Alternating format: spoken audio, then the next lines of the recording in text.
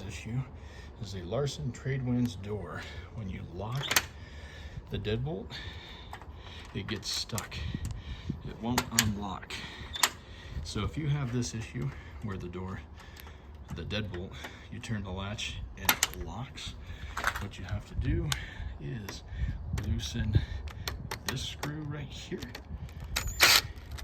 and then also loosen the screw just above the door latch. That will actually take pressure off of the lock mechanism, and now it works just fine.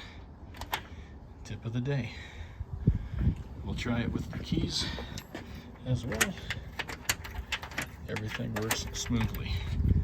So again, if you have an issue where the deadbolt lock here froze and it gets locked, just loosen the screw right here below the deadbolt and the screw here above the door latch.